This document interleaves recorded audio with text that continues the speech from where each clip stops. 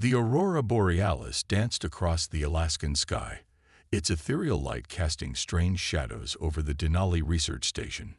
Dr. Sarah Chen stood at her office window, watching the phenomenon with practiced interest when the first anomaly appeared. A bright streak cut through the cosmic light show, moving too erratically to be a meteor. Through her thermal imaging equipment, she tracked the object's descent. Its heat signature was unlike anything she'd ever seen, a contained plasma reaction fighting against atmospheric entry. The object was clearly powered, clearly controlled, and clearly failing. The crash shook the entire facility. Sarah was already moving, grabbing her emergency kit and alerting the skeleton crew that manned the station during the long winter nights. This is not a drill. Unknown object down in Sector 7. Possible technological origin. Full containment protocols in effect. The temperature read -40 as Sarah led her team across the snow-covered ground. The crash site was easy to find. A long trench carved through the frozen earth, ending in a steaming crater. What they found there would change humanity forever. The vessel was clearly artificial, its sleek design speaking of intelligence and purpose despite the damage. But it was the occupants that made Sarah's breath catch in her throat. Through a cracked viewport, she could see them, humanoid, but definitively alien. A family of 4, their silvery skin reflecting the emergency lights of her team's equipment. The adult female was conscious, cradling 2 smaller forms while trying to reach a 4th figure slumped over what appeared to be flight controls. Their eyes met across the barrier of glass and atmosphere. 4 pupils in a cross pattern, expanding in what Sarah recognized as fear. They're alive. Sarah breathed into her radio. And they're scared. Jenkins, get the portable airlock. Martinez, contact Anchorage for emergency medical support. But keep this quiet. If word gets out too soon, we could have a panic on our hands. The alien mother's hand pressed against the viewport, leaving a mark in the condensation. Sarah pressed her own hand against the other side, hoping the gesture would translate across species. The alien's eyes shifted, following the movement. There was intelligence there, and desperation. The next few hours were a carefully choreographed dance of technology and trust. The portable airlock, designed for contamination emergencies, sealed around the ship's emergency hatch. Sarah's team worked to stabilize the atmosphere while monitoring for any signs of biological incompatibility. When they finally got inside, the scope of the crisis became clear. The father was badly injured, internal bleeding visible through his partially transparent skin. The children were unconscious but stable, their vital signs following patterns that Sarah's medical equipment struggled to interpret. The mother spoke, her voice producing harmonics that made Sarah's teeth vibrate. From her gestures and the desperate look in her eyes, the message was clear. Help us. Sarah made a decision that would echo through history. Bring them in. Full quarantine protocols, but we treat them as refugees, not specimens. Whatever they're running from, whatever brought them here, that can wait. Right now, they need our help. As her team carefully extracted the family from the wreckage, Sarah noticed something that sent a chill down her spine. The damage to their ship wasn't random. The plasma scoring on the hull, the precise hits to vital systems, this hadn't been an accident. They were running from something. The alien mother didn't resist as they moved her family to the station's medical bay. Her trust seemed to grow with each gentle touch, each careful movement that showed they were trying to help. She watched intently as Sarah's team worked to stabilize her mate, her children held close in the adjacent quarantine chamber. Communication was initially limited to gestures and drawings, but the alien mother proved to be remarkably quick at picking up basic English words. By the time dawn broke over the Alaskan wilderness, they had learned that her name was something like Lizara, and that they were indeed refugees. Sarah sent her preliminary report to her superiors with carefully chosen words: extraterrestrial refugees, family unit, medical emergency, request immediate classified support, and diplomatic protocols. She knew that once word got out, everything would change. The world would never be the same. But for now, in this frozen corner of Earth, Humanity's first real contact with alien life wasn't about politics or power. It was about compassion, about helping those in need, regardless of where they came from. As Sarah watched Lazara finally succumb to exhaustion, still holding her children's hands through the quarantine barrier, she knew they had done the right thing. The dawn brought new challenges. Military vehicles began arriving, their black surfaces stark against the snow. Sarah knew the real test was just beginning. It wasn't just about saving these aliens anymore. It was about proving that humanity could rise above fear and prejudice to help those in need, no matter how different they might appear. As government officials began flooding into her facility, Sarah stood firm. These weren't specimens to be studied or threats to be contained. They were refugees, a family torn from their home, seeking safety among the stars. And they had found it here, in humanity's embrace. The Denali Research Station transformed overnight into a hub of classified activity. Dr. Chen watched as NSA cryptologists and xenolinguists crowded into her lab, their equipment filling every available space. Lazara and her family remained in quarantine, their situation stable but precarious. Colonel Marcus Hayes strode through the facility like he owned it, his pristine uniform out of place among the scientists' practical winter gear. Dr. Chen, the Pentagon wants answers. What exactly are we dealing with here? Sarah stood her ground. They're refugees, Colonel. Their ship's computer showed signs of weapon damage before we lost power. Someone wanted them dead. The alien father, who they now knew as Kexar, had stabilized but remained unconscious. Lazara spent hours by his side, teaching their children what seemed to be meditation techniques while watching the humans with careful attention.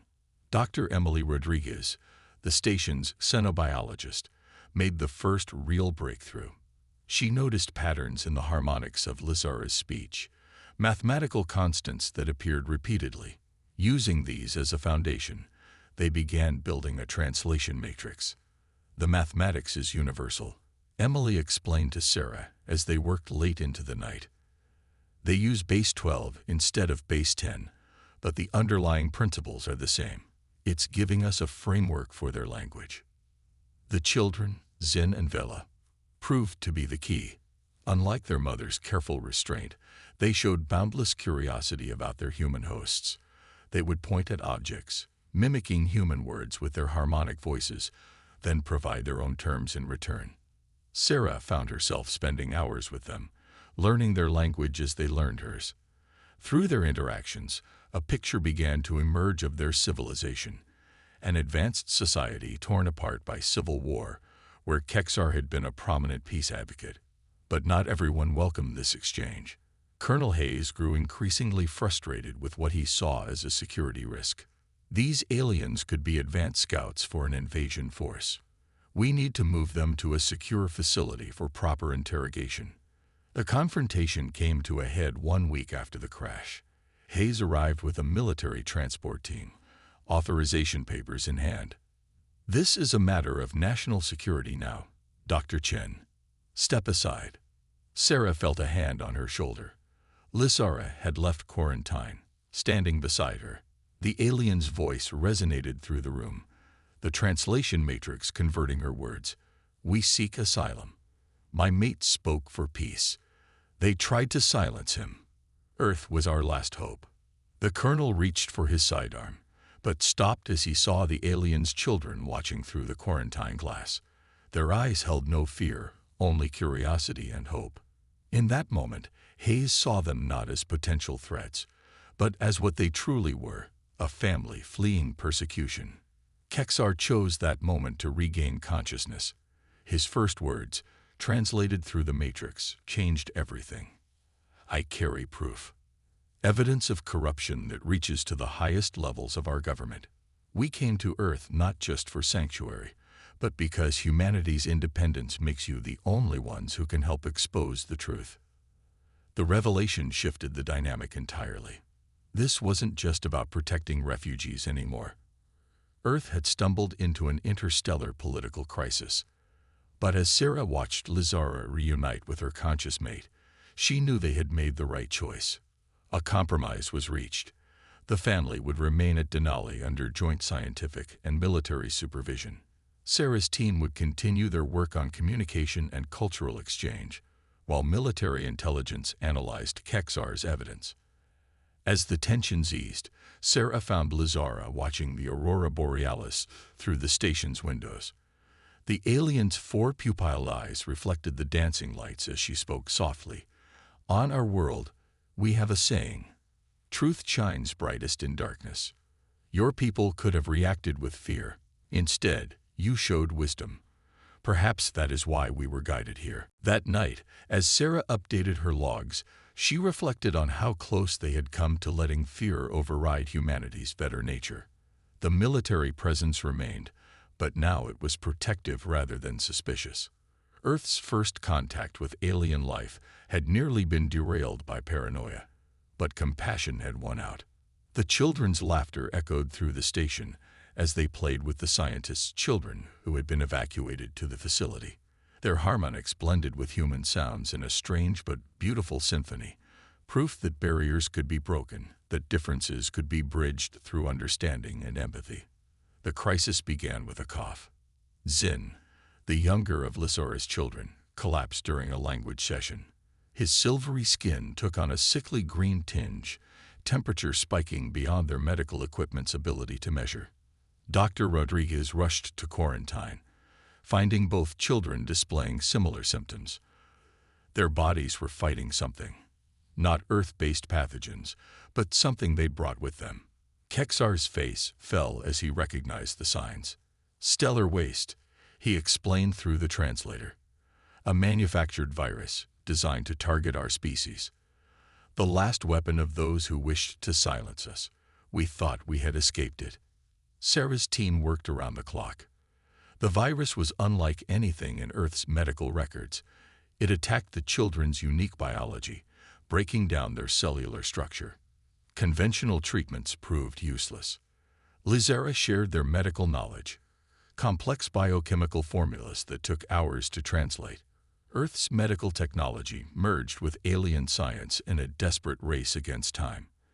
The children's condition deteriorated hourly. A breakthrough came from an unexpected source.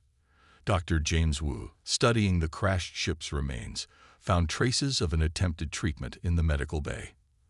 The virus had been anticipated, but they'd been forced to flee before developing a cure.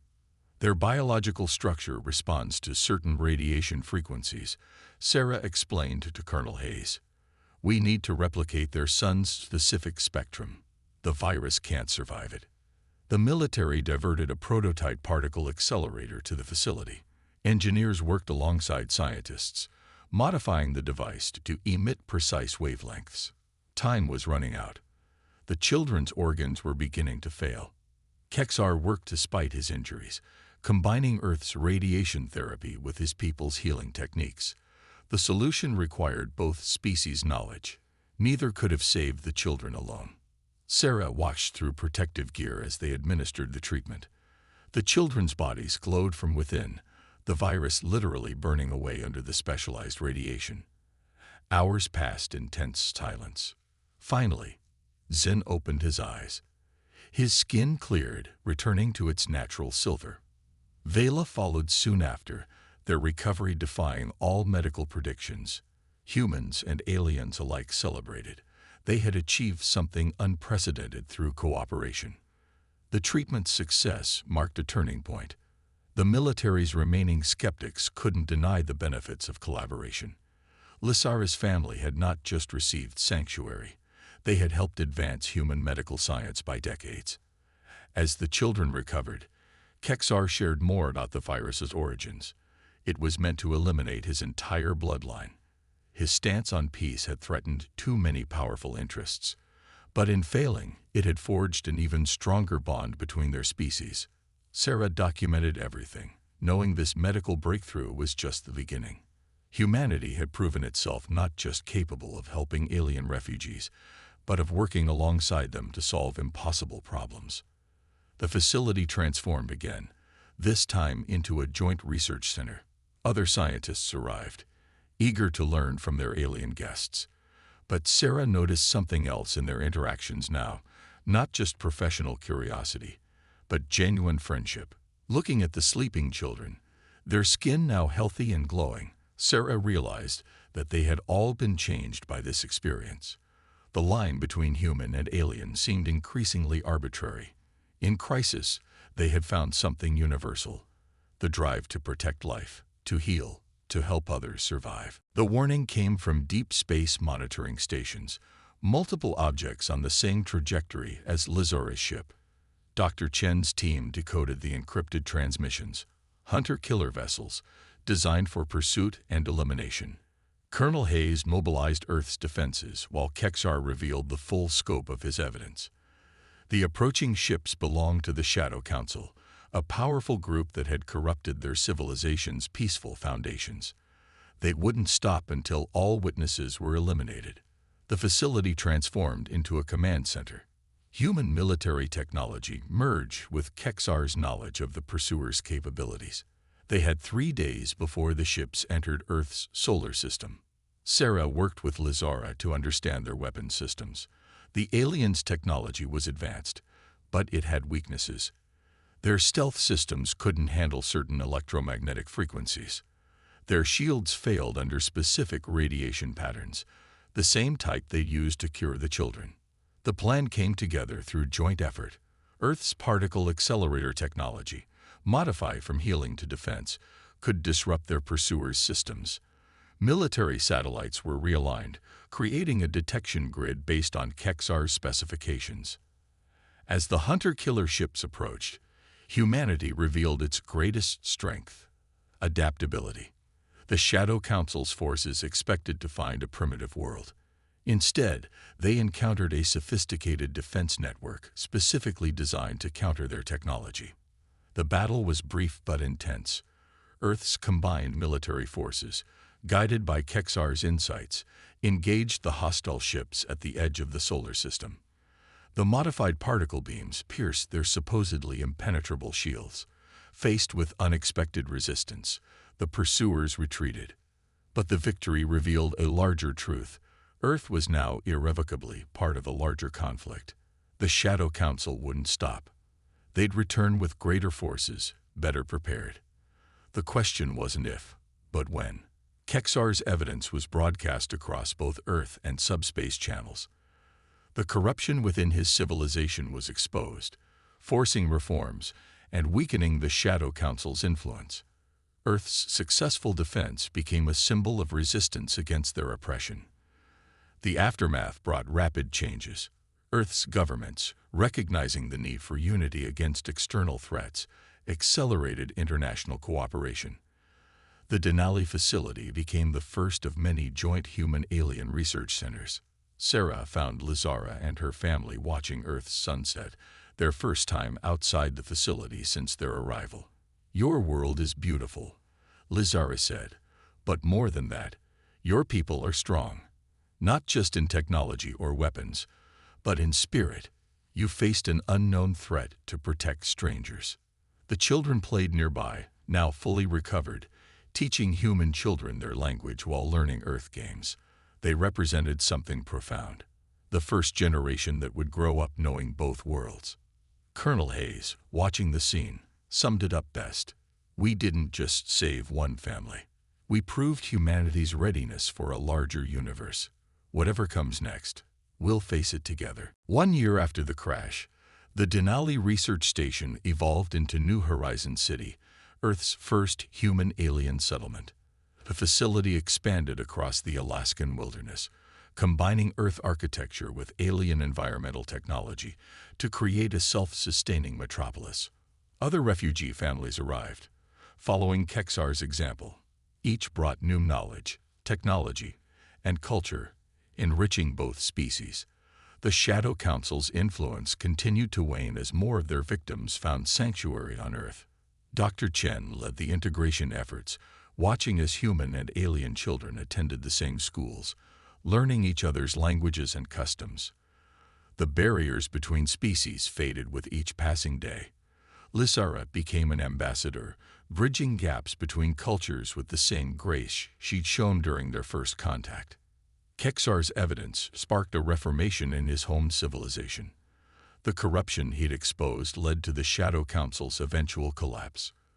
Earth's role in protecting refugees earned humanity a place in the galactic community, not through military might or technological advancement, but through compassion and principle. The settlement's success inspired similar projects worldwide. Earth transformed from a sanctuary to a symbol of cooperation between species. The technology that had saved Lazara's children became the foundation for revolutionary medical treatments benefiting both species.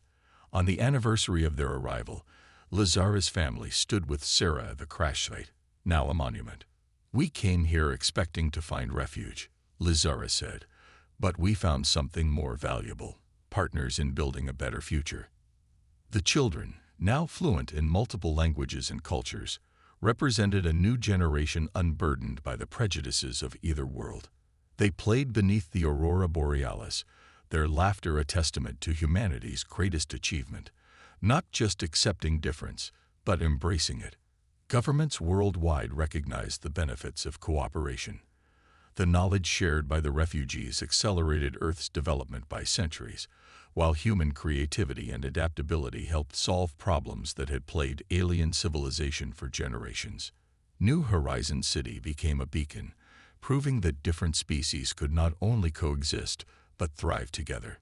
The settlement's success challenged old prejudices and inspired hope across the galaxy. Earth was no longer just a sanctuary, it was a model for the future. Sarah watched the sunset with her expanded family, human and alien alike. The crisis that had brought them together had ended, but its legacy lived on in every child who grew up knowing no barriers between species, in every breakthrough born of cooperation, in every life saved by shared knowledge. Humanity had faced its greatest test, not in battle or technological achievement, but in choosing compassion over fear. In saving one family, they had changed the course of two civilizations, proving that the true measure of advancement wasn't in weapons or machines, but in the capacity to help others in need.